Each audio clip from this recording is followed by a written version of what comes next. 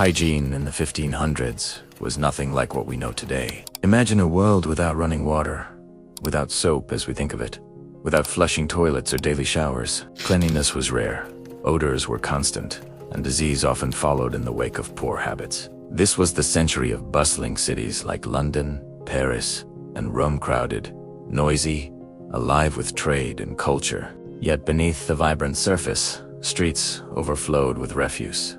Clothes carried weeks of wear, and the human body itself was often left unwashed. Today, we're exploring the awful reality of hygiene in the 1500s, from the rhythms of daily life to the hidden traces uncovered by archaeology, to the sharp divide between rich and poor.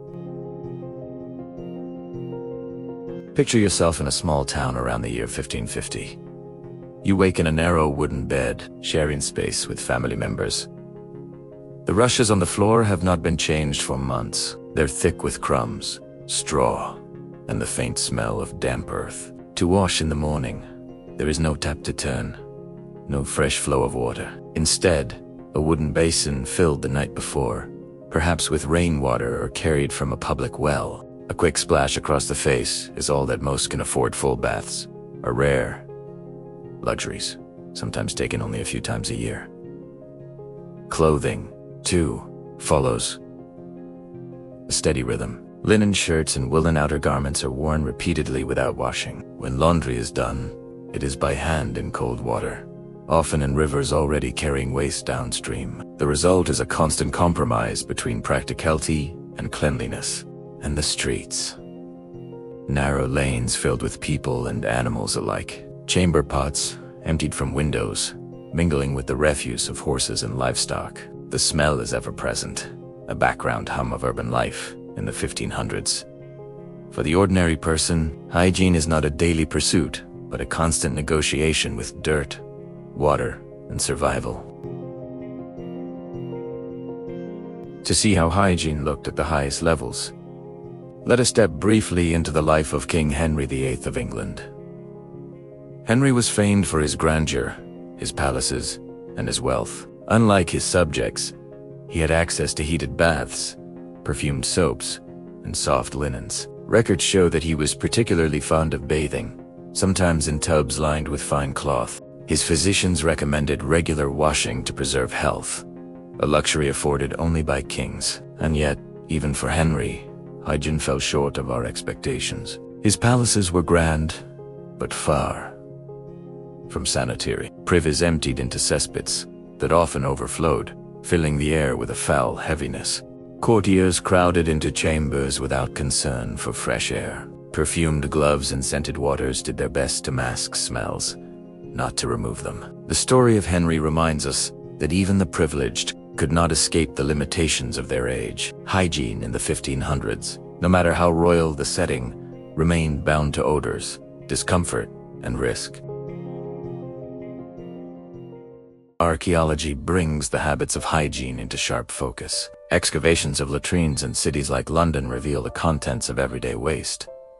Seeds from fruits, fragments of cloth, and parasites that thrived in contaminated environments. These microscopic remains tell us how rarely water was clean, and how easily disease spread. We also uncover cultural practices that seem strange to us. In many parts of Europe, people feared water itself.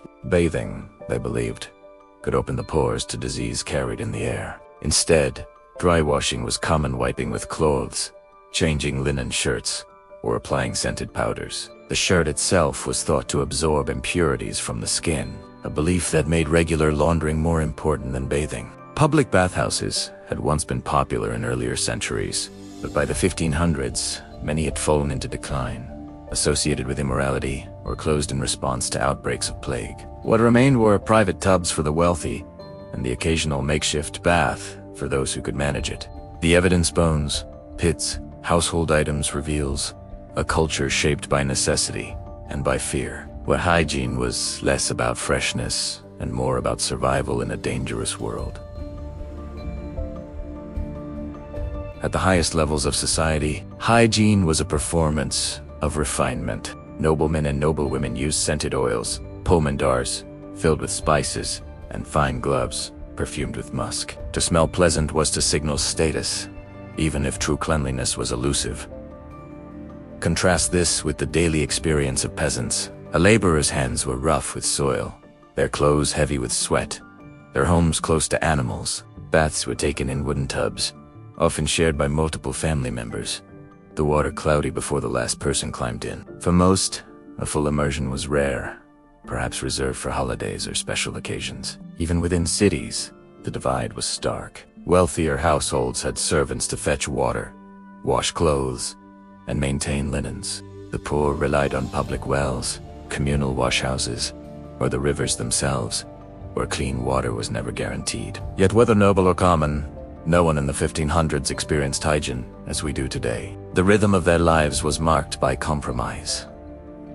Between odor and appearance, between fear of disease and the struggle to stay clean, between the ideals of refinement and the reality of dirt. So, what was the awful reality of hygiene in the 1500s? It was a world where bathing was rare, clothing carried the burden of cleanliness, and water was as much a danger as a relief. Streets were filled with refuse, homes with stale air, and even the richest palaces could not escape the ever-present weight of odor and disease. And yet, within these imperfect practices, we see resilience. People adapted through herbs, perfumes, linens, and ritual. They found ways to live within their world, just as we live within ours. Imagine yourself setting down a wooden basin after a quick morning splash, pulling on a linen shirt worn many times before, and stepping into a street alive with sound, crowded with neighbors, and heavy with scent. This was the rhythm of hygiene in the 1500s.